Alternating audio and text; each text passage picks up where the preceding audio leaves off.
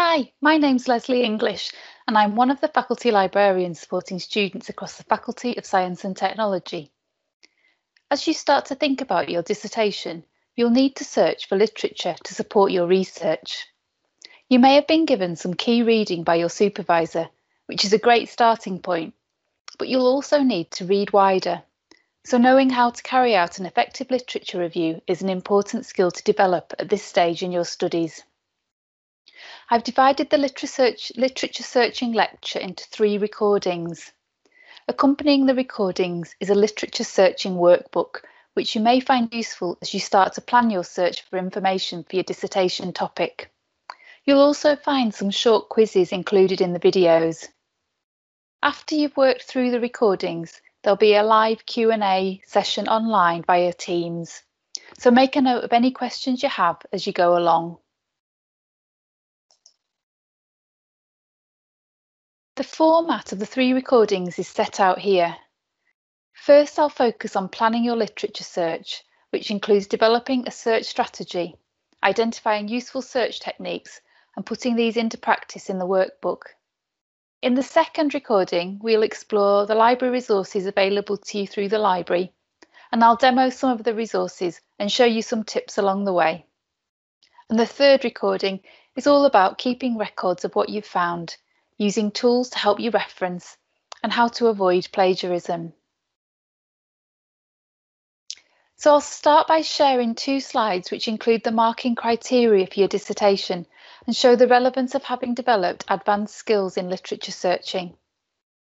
You can see under Content and Understanding, you should show the marker that you have made an appropriate choice of material, making sure there are no inappropriate gaps in the literature and that your summaries are not over lengthy. Under Organisation and Style, you should demonstrate a good choice of resources. And under Initiative, demonstrate that you are able to read independently under supervision, so to understand the concepts and be able to synthesise these in your written work. So let's start by thinking about how to develop an effective search strategy. I recommend planning your search before starting to search online. I'm going to share 2 ways to do this. One is using what you may hear people call a citation perl, and the other is thinking about keywords, broader topics, and then deciding your inclusion and exclusion criteria. So I mentioned citation perl searching.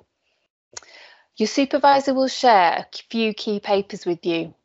With Pure, this is likely to be textbooks, and for stats, this may be newer papers. You may have also found some other relevant papers as you started to read around the topic. A great way to find other relevant resources is to look at the reference list of the paper. Look for resources that seem important, and you can check on OneSearch or Google Scholar to see if the full text is available. Just copy the author and title across. So that's looking backwards in time before the paper was published. Then you can use citation indexes such as Web of Science and Scopus, which are 2 databases the library subscribes to, and Google Scholar to see who has cited your citation perl since it was published. So then you're going forwards in time. Okay, so the first activity today is to search for an article in Google Scholar and find out how many times it has been cited. You'll find the details on the Microsoft form in a moment. So that was one way to start to find relevant literature. Another way, and you'll find examples such as this in many research skills books, is to define your research question or questions and then identify the key terminology. So you may need to read around the subject at this point, especially if you are not pure maths, and if the terminology may differ depending on the author's use of language. At this point, it's useful to think about your inclusion and exclusion criteria, more on that shortly, and you might find it useful to record your search strategy, although this may be more relevant to those disciplines where a systematic literature search is required.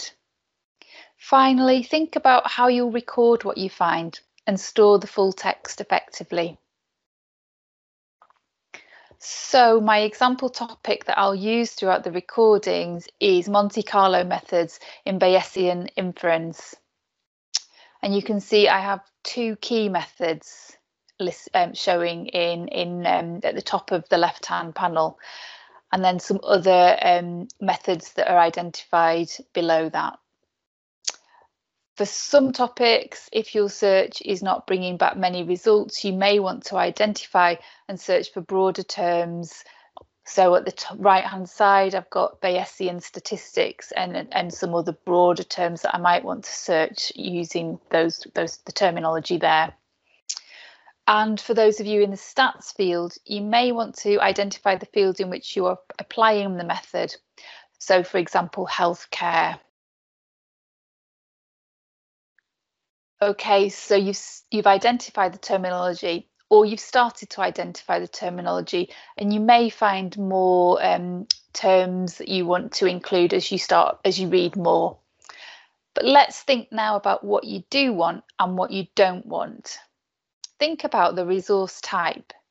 Do you want to find textbooks or peer-reviewed journal articles, conference papers? Is it okay to cite papers from a preprint repository such as archive.org? One of the benefits of using archive is that you may find preprint papers that would otherwise be behind a paywall. If you aren't sure, check with your supervisor. Think about what you want to find, whether you want to find resources published in a specific time frame. This may be less important for Pure. Do you want your results to be in English language only, or are you proficient in more than one language so you can search across multiple languages? And are you looking for research using specific methodology? So you can start to make a note of what you do want and what you don't want, and you can apply that to your search when you start searching online. So before we go on to searching library resources in the next recording, I'll share some search tips with you. To search for a recognised phrase, use quotation marks. So you can see through the examples here, don't try to put a sentence in quotation marks. The database just won't like it and you'll get 0 results.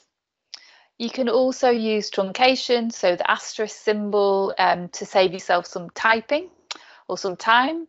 So in the example, I use the root of a word. So I've got the word F-I-N-A-N-C, which if I add the asterisk, the database will find all plural endings. So the results will bring back finance, financial, financing, etc. Finally, just a reminder about Boolean operators. If your search results don't look right, for example, you've got too many or too few results, check that you haven't overcomplicated your use of Boolean operators, especially if you've used lots of ors and you're getting vast amounts of results. Maybe try limiting to the really key terms. I would also be cautious about the use of not. You don't want to miss a key paper by excluding a particular word. Okay, so you've reached the end of the first recording, and now it's time for you to start to plan out your search before we go on to look at the library resources available to you in the next video. So go to the literature searching workshop, which is available on Moodle, and complete activity 1.